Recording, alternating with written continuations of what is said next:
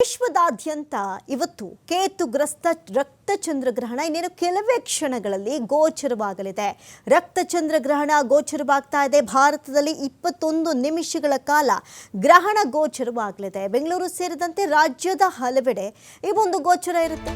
ರಾಜ್ಯದ ಹಲವು ದೇಗುಲಗಳಲ್ಲಿ ಈಗಾಗಲೇ ದರ್ಶನವನ್ನ ಬಂದ್ ಮಾಡಲಾಗಿದೆ. ಇವತ್ತು ಸಂಜೆ 6:47ಕ್ಕೆ ಚಂದ್ರಗ್ರಹಣ ಅಂತ್ಯವಾಗುತ್ತೆ. ಆ ನಂತರದಲ್ಲಿ ಶುದ್ಧಿ ಕಾರ್ಯಗಳನ್ನು ಮಾಡಿಕೊಂಡು ದರ್ಬೆಗಳನ್ನು ತೆಗೆದುಹಾಕಿ ಆ ನಂತರದಲ್ಲಿ ಎಲ್ಲವೂ ಕೂಡ ಪೂಜಾ ಕೈಂಕರ್ಯಗಳು ಆರಂಭವಾಗುತ್ತೆ. ಎಲ್ಲೆಲ್ಲಿ ಅನ್ನ ಪ್ರಸಾದ ವಿನಿಯೋಗಗಳಿರ್ತಿತ್ತು, ಈಗ ಧರ್ಮಸ್ಥಳದಲ್ಲಾಗಿರ್ಬೋದು, ಕುಕ್ಕೆ ಸುಬ್ರಹ್ಮಣ್ಯಗಳಲ್ಲಾಗಿರ್ಬೋದು, ಹಲವಾರು ದೇವಸ್ಥಾನಗಳಲ್ಲೂ ಕೂಡ ಈಗಾಗಲೇ ದೇವಸ್ಥಾನವನ್ನು ಬಂದ್ ಮಾಡಲಾಗಿದೆ. ದೇವರ ದರ್ಶನಕ್ಕೆ ಅವಕಾಶವಿರೋದಿಲ್ಲ. ಇನ್ನು ಸಂಜೆ 6:47ರ ನಂತರ ಶುದ್ಧಿ ಕಾರ್ಯಗಳೆಲ್ಲವನ್ನ ಮಾಡಿ ಆ ನಂತರ ಪೂಜೆ ಪುನಸ್ಕಾರಗಳಿರಬಹುದು, ಅನ್ನ ಸಂತರ್ಪಣೆಯ ಕೆಲಸಗಳಾಗಿರ್ಬೋದು, ಆ ನಂತರ ಸ್ಟಾರ್ಟ್ ಆಗುತ್ತೆ. ಯಾಕಂತ ಹೇಳಿದ್ರೆ ಇನ್ನು ಗ್ರಹಣದ ಸಂದರ್ಭದಲ್ಲಿ ಆಹಾರ ಸೇವನೆ ಆಗಿರಬಹುದು ಅಥವಾ ಅದನ್ನು ಇಟ್ಕೊಂಡು ಆ ನಂತರದಲ್ಲಿ ತಿನ್ನುವುದಾಗಿರ್ಬೋದು ಕಂಪ್ಲೀಟ್ ಆಗಿ ನಿಷಿದ್ಧ.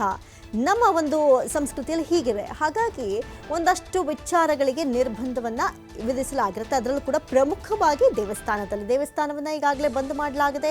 ಯಾವುದೇ ಸಾರ್ವಜನಿಕರಿಗೆ ಮುಕ್ತ ಅವಕಾಶವಿರೋದಿಲ್ಲ. ಇನ್ನು ಸಂಜೆ 6:47ರ ಸಂದರ್ಭದಲ್ಲಿ ನಂತರದಲ್ಲಿ ಇನ್ನು ಸಾರ್ವಜನಿಕರ ದರ್ಶನಕ್ಕೆ ಅವಕಾಶವನ್ನು ಮಾಡಿಕೊಡಲಾಗುತ್ತೆ. ಅದರಲ್ಲೂ ಕೂಡ ಶುದ್ಧಿ ಕಾರ್ಯಗಳು ನಡೆದ ಮೇಲೆ ಇನ್ನು ವಿಶ್ವದಾದ್ಯಂತ ಇವತ್ತು ಕೇತುಗ್ರಸ್ತ ರಕ್ತಚಂದ್ರಗ್ರಹಣ, ಅದರಲ್ಲೂ ಕೂಡ ಈ ವರ್ಷದ ಮೊದಲ ಚಂದ್ರಗ್ರಹಣ ಇದಾಗಿರುತ್ತೆ.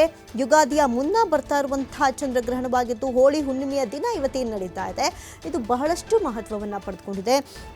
ಇನ್ನು ಬೆಳಗ್ಗೆಯಿಂದಲೂ ಕೂಡ TV5ನಲ್ಲೂ ಕೂಡ ನೀವು ಬಹಳಷ್ಟು ಇದ್ರ ಬಗ್ಗೆ ವಿಚಾರಗಳನ್ನು ತಿಳ್ಕೊಂಡಿರ್ತೀರಿ. ಯಾಕಂತ ಹೇಳಿದ್ರೆ ಏನೇನೆಲ್ಲ ಮಾಡಬೇಕು, ಏನೇನೆಲ್ಲ ಮಾಡಬಾರ್ದು, ಹಲವಾರು ನೀತಿ ನಿಯಮಗಳಿರುತ್ತೆ. ಯಾಕಂತ ಹೇಳಿದ್ರೆ ಎಷ್ಟರ ಮಟ್ಟಿಗೆ ಇವು ಗ್ರಹಾನುಗತಿಗಳ ಮೇಲೆ ಎಫೆಕ್ಟ್ ಆಗುತ್ತೆ ಅನ್ನುವುದನ್ನು ಕೂಡ ಸವಿಸ್ತಾರವಾಗಿ ತಿಳಿಸ್ಕೊಡುವಂಥ ಕೆಲಸ ಆಯಿತು. ರಾಜ್ಯದ ಹಲವು ದೇಶಗಳಲ್ಲಿ ಈಗ ಸದ್ಯಕ್ಕೆ ಈ ಒಂದು ಗ್ರಹಣ ಇರೋದ್ರಿಂದ ದೇವರ ದರ್ಶನವನ್ನು ಕೂಡ ಬಂದ್ ಮಾಡಲಾಗಿದೆ. ವಿಶ್ವದಾದ್ಯಂತ ಇವತ್ತು ಕೇತುಗ್ರಸ್ತ ರಕ್ತಚಂದ್ರಗ್ರಹಣ, ಇದು ಇನ್ನೇನು ಕೆಲವೇ ಕ್ಷಣಗಳಲ್ಲಿ ಅಂದರೆ 3:13ಕ್ಕೆ ಗ್ರಹಣ ಹಿಡಿಯೋದು.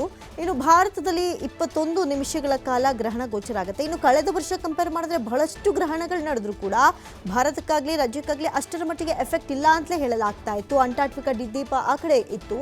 ಆದರೆ ಈ ಬಾರಿ ಈ ಮೊದಲ ಚಂದ್ರಗ್ರಹಣ ಏನಿದೆ ಇವತ್ತೇನು ಗೋಚರವಾಗ್ತಾ ಇದೆ, ಇದು ಭಾರತದಲ್ಲಿ 21 ನಿಮಿಷಗಳ ಕಾಲ ಇರಲಿದೆ.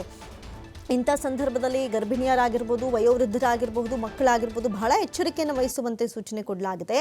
ಜೊತೆಗೆ ವೈಜ್ಞಾನಿಕವಾಗಿ ಧಾರ್ಮಿಕವಾಗಿ ಈ ಒಂದು ರಕ್ತಚಂದ್ರ ಗ್ರಹಣ ಬಹಳಷ್ಟು ಮಹತ್ವವನ್ನು ಪಡೆದುಕೊಳ್ತಾ ಇದೆ. ಏನು ಮಾಡಬೇಕು, ಏನು ಮಾಡಬಾರ್ದು ಎನ್ನುವಂಥ ಹಲವಾರು ಪ್ರಶ್ನೆಗಳಿಗೂ ಕೂಡ ಜನರು ಉತ್ತರವನ್ನು ಕಂಡುಕೊಳ್ಳುವಲ್ಲಿ ಬ್ಯುಸಿ ಆಗಿದ್ರು. ತದನಂತರದಲ್ಲಿ ಮನೆಯಲ್ಲೂ ಕೂಡ ಶುದ್ಧೀಕರಣ ಮಾಡುವಂಥ ಸಂದರ್ಭದಲ್ಲಾಗಿರ್ಬೋದು, ಅಡುಗೆ ವಿಚಾರದಲ್ಲಾಗಿರ್ಬೋದು ಬಹಳಷ್ಟು ಜಾಗೃತಿಯನ್ನು ವಹಿಸ್ತಾರೆ. ಯಾಕಂತ ಹೇಳಿದ್ರೆ ಬಹಳಷ್ಟು ಕೆಟ್ಟ ಗ್ರಹಣ ಅಂತ ಒಂದಷ್ಟು ಜನ ಹೇಳ್ತಾರೆ. ಒಂದಷ್ಟು ಜನ ವೈಜ್ಞಾನಿಕವಾಗಿ ಇದನ್ನು ಕಣ್ತುಂಬಿಕೊಳ್ಬೇಕು ಅಂತ ಕಾಯ್ತಾ ಇರ್ತಾರೆ.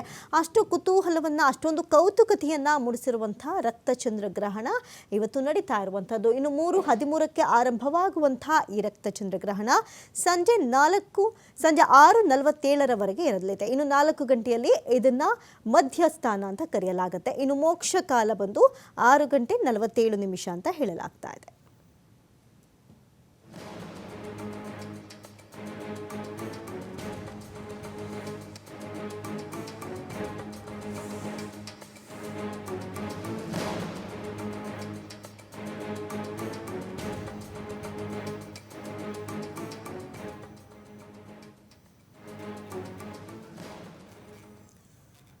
ಚೆನ್ನಕೇಶವ ಸ್ವಾಮಿ ದೇವಾಲಯದ ಗರ್ಭಗುಡಿ ಬಾಗಿಲು ಕೂಡ ಬಂದ್ ಮಾಡಲಾಗಿದೆ. ಬೇಲೂರು ಪಟ್ಟಣದ ಶ್ರೀ ಚೆನ್ನಕೇಶವ ಸ್ವಾಮಿ ದೇಗುಲ ಪೂಜೆ ಸಲ್ಲಿಸಿದ ನಂತರ ಗರ್ಭಗುಡಿಯನ್ನ ಬಂದ್ ಮಾಡಲಾಗಿದೆ. ನೋಡಿ, ಇದೇ ವಿಶೇಷತೆ. ಅಂದರೆ ಈ ಗ್ರಹಣದ ಸಂದರ್ಭದಲ್ಲಿ ಯಾವುದೇ ಕಾರಣಕ್ಕೂ ಯಾವುದೇ ದೇವಸ್ಥಾನವಾಗಿರಲಿ ಅಲ್ಲಿ ಪೂಜೆ ಪುನಸ್ಕಾರಗಳಾಗಿರ್ಬೋದು, ಸಾರ್ವಜನಿಕರಿಗೆ ಮುಕ್ತ ಅವಕಾಶವಾಗಿರ್ಬೋದು, ದೇವರ ದರ್ಶನಕ್ಕಾಗಲಿ ಅನ್ನ ಪ್ರಸಾದ ಅನ್ನ ವಿನಿಯೋಗಕ್ಕಾಗಲಿ ಅವಕಾಶವಿರೋದಿಲ್ಲ. ಅಂತೆಯೇ ಇದೀಗ ಬೇಲೂರು ಪಟ್ಟಣದ ಶ್ರೀ ಚೆನ್ನಕೇಶವ ಸ್ವಾಮಿ ದೇವಾಲಯದಲ್ಲಿ ಪೂಜೆ ಸಲ್ಲಿಸಿದ ನಂತರದಲ್ಲಿ ಗರ್ಭಗುಡಿಯನ್ನ ಬಂದ್ ಮಾಡಿದ್ದಾರೆ ಅರ್ಚಕರು. ಇನ್ನು ಗ್ರಹಣ ಮುಗಿದ ಬಳಿಕವೇ ಅಂದರೆ ಸಂಜೆ 6:47ರ ಬಳಿಕವೇ ಈ ಒಂದು ಶುದ್ಧಿ ಕಾರ್ಯ ಆರಂಭವಾಗುತ್ತೆ. ಇನ್ನು ಸಂಜೆ 7 ಗಂಟೆಯ ನಂತರ ಶುದ್ಧಿ ಕಾರ್ಯವನ್ನು ಆರಂಭ ಮಾಡ್ತಾರೆ. ಇವತ್ತು ದೇವಾಲಯದ ಗರ್ಭಗುಡಿ ಮಾತ್ರ ಬಂದಾಗಿರುತ್ತೆ. ಆದರೆ ಪ್ರವಾಸಿಗರು ಬೇಲೂರು ಚೆನ್ನಕೇಶವ ದೇವಾಲಯವನ್ನು ವೀಕ್ಷಿಸಬಹುದು. ಆದರೆ ದೇವಸ್ಥಾನದ ಗರ್ಭಗುಡಿ ಮಾತ್ರ ಬಂದಾಗಿರುತ್ತೆ.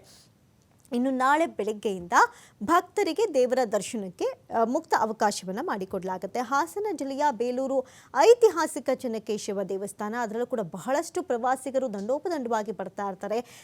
ದೇವರನ್ನು ನೋಡಬೇಕು, ದೇವಸ್ಥಾನವನ್ನು ನೋಡಬೇಕು, ಪ್ರಸಿದ್ಧಿ ದೇವಸ್ಥಾನ, ಐತಿಹಾಸಿಕ ಕಾಲ ಇರುವಂಥ ಹಿನ್ನೆಲೆ ಇರುವಂಥ ದೇವಸ್ಥಾನ ಅಂಥೇಳಿ. ಹಾಗಾಗಿ ಪ್ರವಾಸಿಗರು ಬರ್ಬೋದು, ದೇವಸ್ಥಾನ ಓಪನ್ ಇರುತ್ತೆ, ಆದರೆ ಗರ್ಭಗುಡಿ ಮಾತ್ರ ಕಂಪ್ಲೀಟಾಗಿ ಬಂದ್ ಮಾಡಿದ್ದಾರೆ ಅರ್ಚಕರು. ನೀವು ಕೂಡ ಆ ದೃಶ್ಯಾವಳಿಗಳನ್ನು TV5 ಸ್ಕ್ರೀನ್ ಮೇಲೆ ಗಮನಿಸ್ತಾ ಇದ್ದೀರಿ. ಇನ್ನೇನು ಕೆಲವೇ ಕ್ಷಣಗಳಲ್ಲಿ ರಕ್ತ ಚಂದ್ರ ಗ್ರಹಣ ಗೋಚರವಾಗುತ್ತೆ. 3:13ಕ್ಕೆ ಆರಂಭವಾಗುವಂಥ ಈ ಗ್ರಹಣ 21 ನಿಮಿಷಗಳ ಕಾಲ ಭಾರತದಲ್ಲಿ ಗೋಚರಿಸಲಿದೆ. ಅದರಲ್ಲೂ ಕೂಡ ಇನ್ನು ಮೋಕ್ಷ ಕಾಲ ಬಂದು ಸಂಜೆ 6:47 ನಂತರ. 6:47 ನಂತರ ಎಲ್ಲವೂ ಕೂಡ ಎಲ್ಲರ ಮನೆಯಲ್ಲಿ, ದೇವಸ್ಥಾನಗಳಲ್ಲಿ ಶುದ್ಧಿ ಕಾರ್ಯ ನಡೆಯುತ್ತೆ.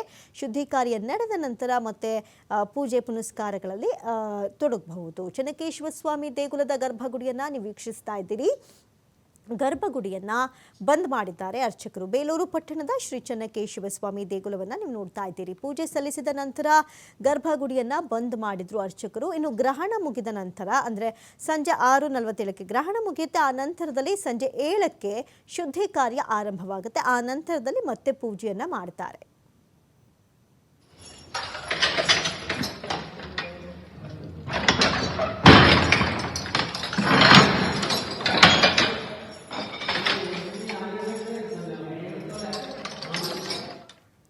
ಸುದ್ದಿ ಮುಂದುವರಿಯುತ್ತೆ ಒಂದು ಬ್ರೇಕ್ ಆದಮೇಲೆ.